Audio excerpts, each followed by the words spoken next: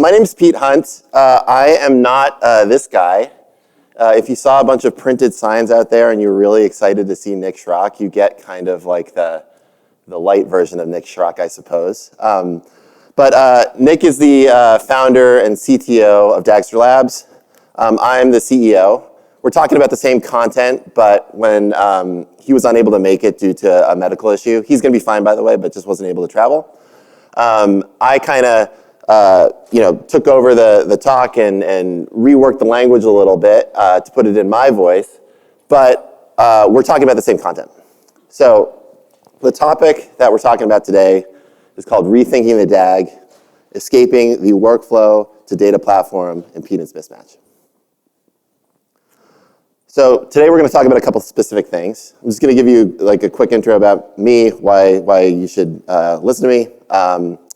I'm going to talk about the mess we're in, and specifically on the axes of developer velocity, stack complexity, and data decentralization and ownership.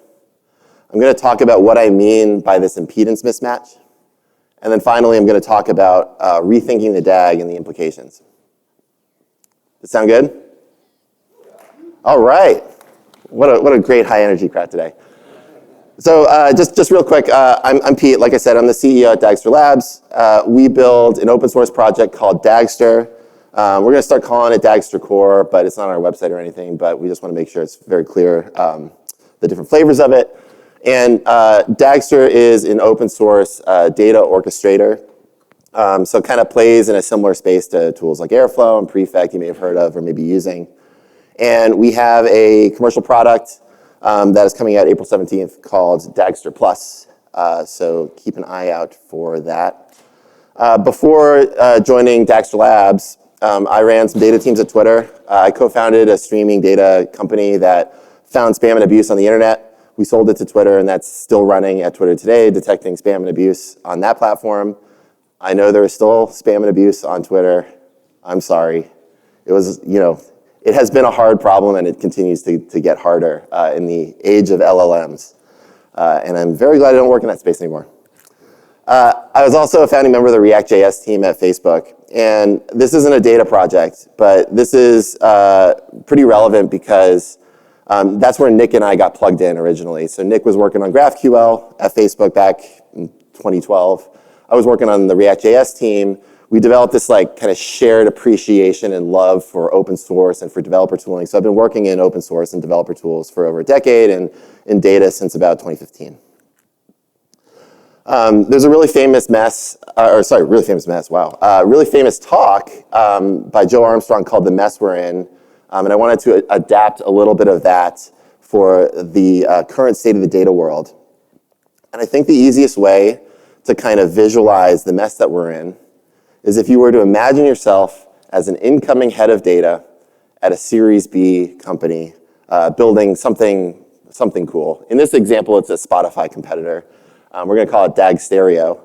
But this could be any sort of Series B company. So when you're the incoming head of data, the first thing you're doing is you're doing a lot of sense making, right? You're going through and you're meeting everybody at the company, you're interviewing them, you're trying to figure out like, what is this data platform that I'm inheriting? What are the big challenges that we have to solve for the business? And what is the best path forward for us to achieve our business goals? And so the first person we meet is Lydia. Lydia is an analytics engineer. She uses dbt Core and Snowflake. Simple, effective, drives a lot of business value. Great, we're done. Very easy job for this incoming head of data. So then we just have to do one more meeting with the CEO, make sure that everything's good. CEO is actually a pretty technical person. She is the co-founder of a tech company. She knows SQL, and she uses the best notebooking and dashboarding tool out there, which is Hex. She writes her own SQL code, and she builds her own KPI dashboard, which is really cool, but adds another bit of the data platform. Olivia says, hey, this is the main dashboard I use, but I know that the go-to-market teams are using something else. So we talked to Ed, who's the head of marketing. Ed comes from maybe a little bit of an older company, but he is still pretty tech savvy, and he uses the second best dashboarding tool out there, which is Tableau, as you would all agree. And he builds his own go-to-market dashboards around all the growth metrics for the company. Great. Still pretty simple. Now we get to Wade. Wade is head of sales, and he is pulling in all sorts of interesting data, and he wants to activate that data by pulling it into tools like Salesforce and Stripe.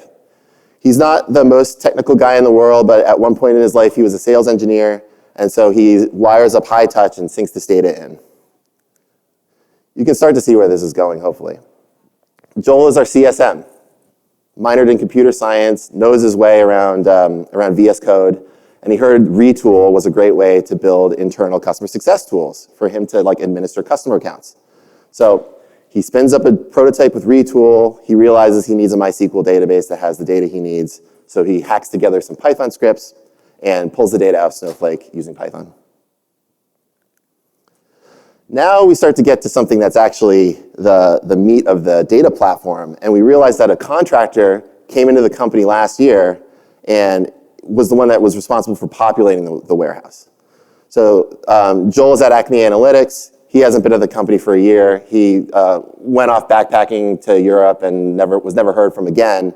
And he set up Fivetran and pulled in a bunch of different data from Facebook ads, from QuickBooks, from even a lot of teams were using Airtable for production stuff, and they were pulling that data into Snowflake because it was really important for the business. So Joel's gone. This thing's been running pretty well. And so well, in fact, that Grace, who's a product manager, she lives a lot in Google Sheets, and she needs to activate that data for the rest of the company. So she's able to kind of set up her own sync within Fivetran to pull in the relevant Google Sheets data into the data warehouse. We actually hired a data engineer this year. They're about 3 months in. We're very excited, and they're already making a big impact. But Peyton is not managed super carefully. He's kind of on his own doing his thing. And he really likes Airbyte. He doesn't really like Fivetran or knows how it works. And he just brought in Airbyte without telling anybody and has built his first syncs into the data warehouse.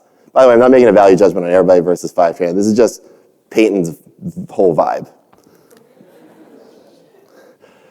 But there's this whole parallel data platform being built by the product teams. So Carly is like a full stack product developer. She works in the iOS app, she works in the Android app, she works in the web app, and then she works in some of the back-end systems that power those things. And she needs to kind of create some insights about how people are using the application. And so Carly brings in Segment. She heard about it from her friend, wired it up in the app, synced some data into S3. And back when she was in school, MapReduce was how you did big data processing. And even though they don't have big data yet, there's MapReduce jobs that are running and creating insights from this segment data. And now we get to the ML team. This is a Spotify competitor. We want to do recommendations, right? So the first thing we need is some data to train on.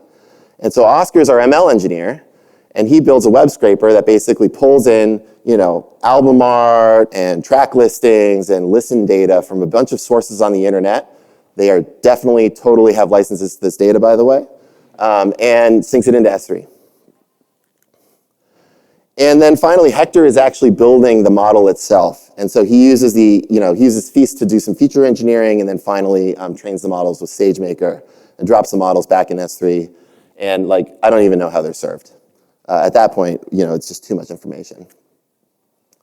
And so this is what our stack looks like. And this is like a Series B company using best of breed tools. And I don't think it's really that unrealistic, right? These things tend to evolve super organically. And at a larger enterprise that's been around for a while, there's way more than this, whether they know it or not. And so the responsibility for all of this stuff falls on Luke, who is the data engineering lead and is spinning up a data platform team. And so this incoming head of data goes to Luke and says, hey, Luke, I've mapped out this whole stack. Am I missing anything? And Luke says, well, we got to talk about how all this stuff runs and how all this stuff actually plugs in together. So for example, the Python scripts are running in Kubernetes. And we have to orchestrate all of these jobs, and we have to make sure that the data syncs in at the right time and that downstreams depend on fresh data from the upstreams. And so we have an orchestrator. Airflow is super popular. We brought in Airflow. We ran some hourly and weekly and daily jobs in order to sync these up. We're still early in our Airflow adoption journey, though. So, a lot of the stuff that I inherited has its own little baby orchestrator inside of it. So actually, the Fivetran jobs are not scheduled by our orchestrator yet. They're scheduled within Fivetran. And there's a similar story for Airbyte and other tools in the stack. And so when we asked Luke about his problems, there's a bunch of different issues here. Data is late, and it's hard to understand why. Like, data looks off to the CEO, and we realize that is we're doing data quality checks via like CEO eyeballs, which is pretty bad. People are testing in production all the time. We're lucky we don't have a compliance team yet, because otherwise they're going to be real pissed about a bunch of things going on here. And just overall, it's kind of a mess. And it's Luke's job to manage this stuff. And it's not just a technical mess, it's also an organizational mess.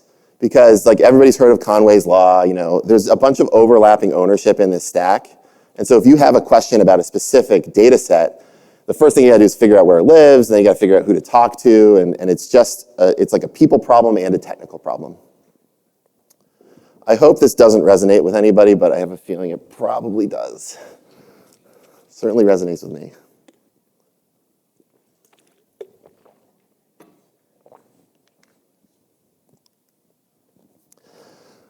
So this is Luke's life. There's a help data channel, and he is always pinged about everything. Whether it's, why is the data late, or should I use the orders V1 table or the orders V2 table, and what are the differences between those? Or like, we spent 2x what we expected on Snowflake last week, like what's going on? There's all these different cross-functional stakeholders, and like Luke is the only person that knows what's going on. And honestly, he doesn't even know what's going on.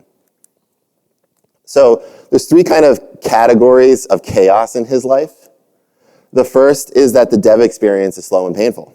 So it's really hard for him to identify issues with the software. He has to jump between different tools. He has to learn that whole stack and learn how to debug the interactions between these tools. And he doesn't really have observability across everything.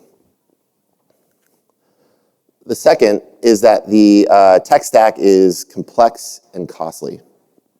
So there are like dozens, if not more, point solutions that are integrated all with each other. And he's paying a lot of money. He has a lot of vendors, and he has to manage these integrations, some of which are rock solid, but more often than not, they're a little sketchy. And third is that there is chaotic and intricate ownership. So Luke is trying to build this data platform effort at the company, which is a kind of a centralized ownership of a lot of concerns. But at the same time, his job is to empower his stakeholder teams to move incrementally. I saw that fist bump, by the way. I fist bumped during your talk, too. We are speaking the same language. SQL Mesh is awesome, by the way. This kind of balance between centralization and decentralization is super tough. Like, anybody who's tried to adopt a microservices architecture knows what I'm talking about. It sounds great in theory, and then you spin up all these different services, and you realize that there are centralized concerns that are cross-cutting, and they're really challenging to address. And so balancing this like empowerment of stakeholders and centralized management and adoption of best-of-breed tools is like super important and super tough. So why does Luke have these problems? Well, if you go on Reddit, it'll tell you it's a skill issue.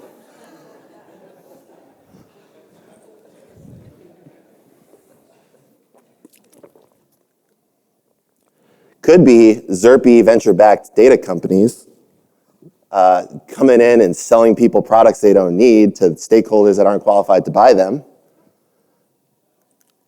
Or maybe data's just that hard. Maybe just fundamentally the laws of the universe here are that like the data stack is just a really hard problem to solve at a company. Now, frankly, I think that there's truth to all of those to some extent. Some companies buy tools they don't need. Some teams, are a little over their head when it comes to the problems that they're facing, and they don't have the team members on board to solve those problems. And data, this is like fundamentally a hard domain, and it's so business critical that the stakes are super high. And I don't want to discount any of those, because those are very real concerns.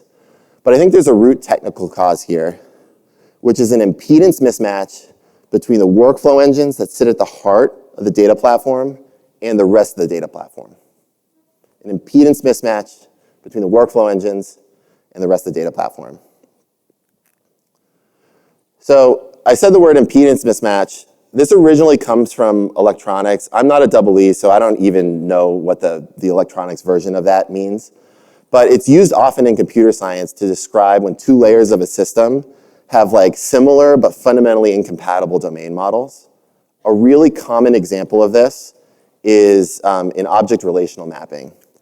So there's like a famous object relational impedance mismatch that we've been talking about since the 90s. And the idea is that you have relational data in a database, and you've got object-oriented programming languages, and you've got this really strong urge to map that relational database into the object-oriented space. And you can often get like 80% of the way there, but the last 20% is super, super painful. I'm not sure if this resonates with anybody, but this is like a very well like appreciated challenge with a lot of people, at least building product in transactional systems. And I think we have a similar problem in data. So I want to kind of compare, I want to just show you what I mean. So there's a lot of workflow-oriented tools that sit at the heart of the data platform. So, you know, and when I talk about a workflow-oriented tool, what I really mean is that there's this notion of a task that sits at the heart of the tool. And this is like a primary, the primary abstraction that you work with. And so I kind of paraphrased the definition from the Prefect docs. Prefect, by the way, I think is like the best workflow engine out there. And like, you know, if you're going to do workflow-oriented stuff, you should probably check out Prefect. And a task, you know, from their docs paraphrase, is like a function that performs some work and can depend on other tasks. So an example of this is like it could be a bash script, it could be a Python function, it could be a job that's running in Kubernetes. It could do anything. And these are really, really flexible tools that solve problems outside of the data domain and are used in the data domain. So, you know, you see data teams using GitHub Actions sometimes, you see them using Airflow, you see them using Prefect. And the primary abstraction is a task, which is this black box function that can depend on other tasks. The rest of the platform is data asset oriented. So when I say the word data asset, you know, I'm talking about an object that sits in persistent storage that captures some understanding of the world. So this could be a database table, an ML model, or dashboard. Now, not all of these tools, you won't go on the DBT website and see them talking about data assets, but you will see them talking about models. And with this nomenclature, like a data asset and a model are very compatible. And if you think about, you know, tools like Airbyte, for example, right? They are syncing a stream to a database table. That's asset-oriented. And so I would argue that there is this impedance mismatch between this workflow orientation, where the core abstraction is a task, and asset orientation, where the core abstraction is a data asset. So going back to Luke's data platform for a second, he really wants to centralize on an orchestrator because he has all these different cron jobs that he's having trouble controlling. And he wants to centralize them into a single system so he has some control and observability and understanding of what's going on. He picked Airflow. It's really popular. I'm not picking on Airflow specifically. It's just the most popular workflow-oriented tool. And when you take a look at the tools that he has to integrate, they're all asset-oriented. All these data movement tools and ingestion tools are asset-oriented. Snowflake and S3, the core nouns that you're dealing with are tables and objects and objects in blob storage. DBT, dealing with models. Hex and Tableau, you know, these reports are themselves data assets and they depend on, you know, data assets in your global lineage. Even a tool like HighTouch, which is probably the least asset-oriented of the bunch because a lot of its job is like causing side effects in the world outside of the data platform, it still fundamentally has to depend on data assets that are part of that lineage graph.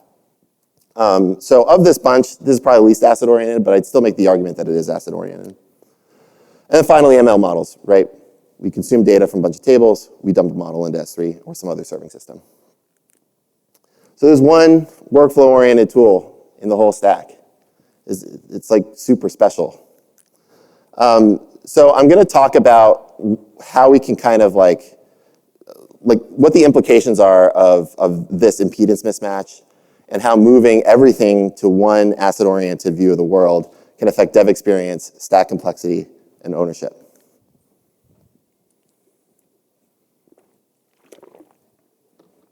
So if you recall, one of Luke's big problems was that the dev experience was painful. For example, Olivia, his CEO, might come in and say, hey, there's data missing in the weekly KPI report. What's going on?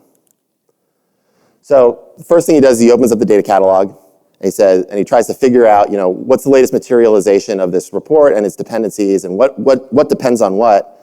And the data is like 2 weeks out of date because somewhere along the line, the job that syncs the data into the data catalog broke. And he opens a Jira ticket for himself. He says, I need to go fix this later, but right now I have to fix the KPI dashboard because we're closing the quarter. So instead what he does is he spelunks through the code base.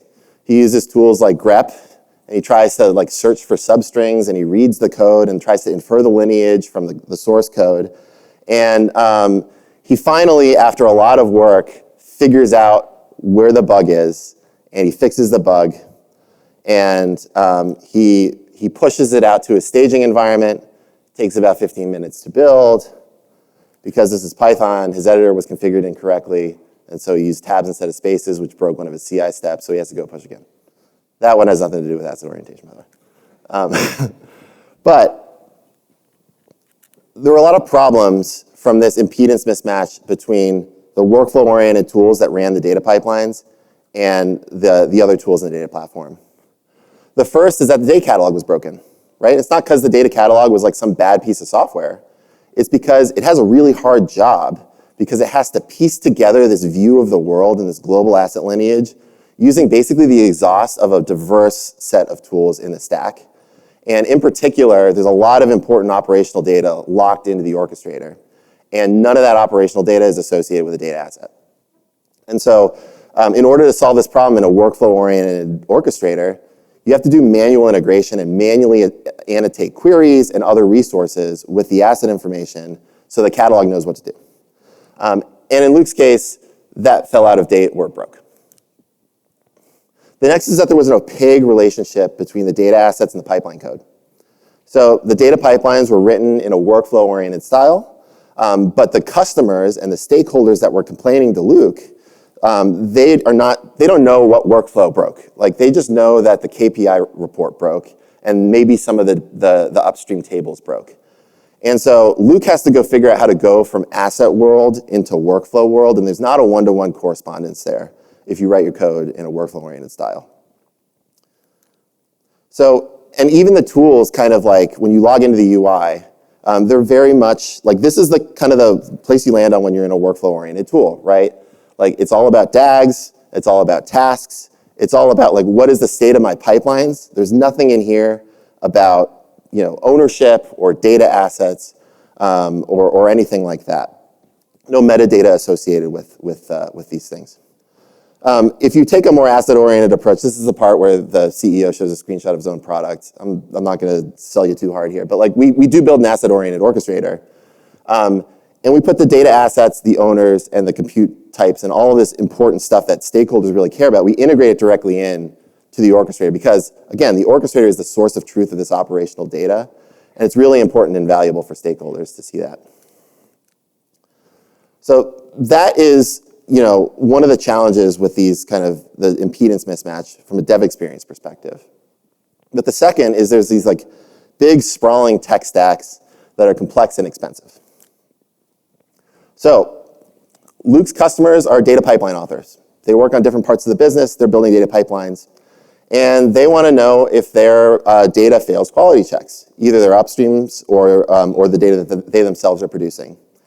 And so there's a lot of tools for this. And there's a lot of variety in what data quality checks really mean. There's checks around freshness, and there's checks around the domain of data in your data set. And so he negotiates a deal with a vendor.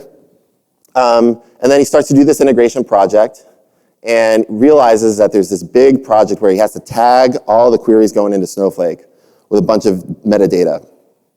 And Luke is not qualified to do this because he has different teams building pipelines now that really should be annotating their own stuff. And so he opens tickets for these teams and they say, listen, we got a lot of stuff to do. We'll get to this Q1 2025 in a year. I have personally lived this at previous jobs, and it's super, super annoying because they have very good reasons for saying no, but you also are stuck with this problem where they're dissatisfied with the data platform, but at the same time they're not taking steps to remediate. Similarly, some of Luke's customers want to move some data around, so he does the same thing, negotiates a deal with an ELT vendor. He writes a custom airflow operator that wraps it up, and he has to remember to integrate every single tool in the data platform with this operator. More importantly, he has to get every stakeholder that's building pipelines to use this operator. And what we've seen over time is that this is going to eventually grow into like a full-blown DSL or abstraction layer that sits on top of the orchestrator that Luke now has to maintain and has to drive adoption for. And he'll usually get like 90% of the way there if he's lucky, but in many organizations, it's a lot harder than that. And then 1 week, the Snowflake bill just goes up 400%. Finance is pissed. So he does a similar challenge, right? He goes through this query history table. He sees 3 expensive queries. None of them are tagged with any attribution information. So he greps around for the source code and sees if he can find where that query is being issued. And sometimes it's easy, it's right there. Other times it's assembled very dynamically, and it's very hard to figure out where it came from. So he fixes the code. He goes to his stakeholder teams and says, hey, you got to tag your queries with attribution information so I can fix this problem or triage it more effectively next time. And they say, Q1 2025. Sorry, buddy. So by the end of the year, he bought like 20 different data tools and runs 10 new open source services. And what's even worse is like half the platform team got laid off. And so now he's got to hold the pager every week. So like he's in a really tough spot. And the impedance mismatch really caused a lot of these challenges, right? So first of all, when you have this tool that's running all your data pipelines and that people are building their data pipelines on top of, that's workflow oriented, it has no knowledge of what tasks correspond to which data assets. And there can be like a 0 to many or many to many relationship between those. And so, and workflow oriented tools say, this is like out of scope of our product. Unix philosophy, do one thing well. I get it, but doesn't make Luke's life easier. And so they have to do all this manual attribution work within their data pipeline. The tool can't help them because it doesn't have the knowledge of the data. And the second is, again, no data observability. Workflow-oriented systems and workflow engines, they give you great observability into like the state of your pipelines and the state of your cluster. That's really great. But there's nothing about data. That all requires manual integration. And that's because these tasks are black boxes. These workflow engines can do a lot more than just running data pipelines. And there's a certain sacrifice that you have to make in order to get that. It's kind of like broader, but not as deep. So just to give you like a very specific example, again, popping up a screenshot of my own product, but like I want to get the point across here that like figuring out how much something costs in your data platform or with Snowflake, it's an important business problem, but it's also not rocket science. There's like a million tools out there that will figure out the cost of your, how you're spending money in your data warehouse. Like people in this room might be building those solutions, right? So, but what I would argue is that the two challenges that businesses actually face are first, like doing the integration. It's not the actual determining of the cost, it's like doing the integrations across all the different data pipelines. And the second is driving the adoption. And so if you can flip into a mode where people are building data pipelines in an asset-oriented way through a well-paved path, you can get like cost tracking by default. And so like that's one of the things that we're trying to do with Dagster is basically like if you use like dbt and Snowflake in the way that we recommend, you just get like cost tracking automatically. And it's really important to make that the default rather than something that stakeholder teams have to opt into. Or even worse, there's like multiple custom ways to do it. And there's a similar story around data quality. The third challenge is that, for Luke is that ownership is chaotic and complicated. So Olivia decided to reorg all the data teams. They took some big funding round. And now you have all these data pipelines and all these workflows that are shared by multiple teams. Has anybody had this situation where you get reorged and like 2 teams own the same system? Do you guys have a blast with that? So the teams start to step on each other's toes technically and socially. This is an AI-generated image that has the right number of fingers, but the wrong characters on the keyboard, by the way. So they're improving. So they start out fighting about what dependencies are allowed to be used in their workflow or in their execution environment. And what starts as a technical discussion just kind of turns into continuous arguments between these teams. And it starts to actually become like kind of a personal issue with a couple of folks. Not a best practice, but like a reality of how things sometimes shake out. And so they go read on the internet, like there's some blog post that misinterprets data mesh, or some microservices infrastructure vendor tells them to adopt microservices, and so they decide, hey, listen, we're just not going to collaborate anymore. We're just going to run our own separate infrastructure and call it a day. And now there's multiple infrastructures, multiple different data pipelines run in different places, different assets. An asset is produced over here but consumed over here, and this challenge just becomes a lot harder for stakeholders, and it's a lot harder for Luke to understand what's going on. And again, this comes down to the impedance mismatch, right? So this was the state of the world before they did that split. Everybody was working in the same execution environment. Everybody was building DAGs, and workflow tasks are black boxes, so modularity is not necessarily like super strong there, but they were able to make it work. But as they scaled, collaborating this way was not working, so they added a bunch of different separate execution environments. But what they were actually doing here is creating a lot more complexity than they solved. And implicitly, what they're doing is they are all producing and consuming data assets in this workflow-oriented way. And they're doing this implicitly, so it's hard to observe, it's hard to control, and it's hard to collaborate. And so what they really need is first an asset DAG that sits on top of the whole thing, but second, they should really be primarily working at that level. So the argument that I just would like to make to the data council community is that developers should spend 90% of their time working in the asset layer and only 10% of their time working down the workflow layer. The majority of the work that we're doing is we're producing and consuming data assets, and we should use the model that corresponds to what we're doing in the rest of the stack. And that's basically all the content I have for today. So just wrapping up, I think there's an impedance mismatch between the workflow-oriented parts of the stack and the majority of the stack, which is asset-oriented. The impedance mismatch causes problems with developer experience, stack complexity, and collaboration. And there's a way out. So thanks. This is how you can find me on the internet. And I just appreciate you all coming to my talk.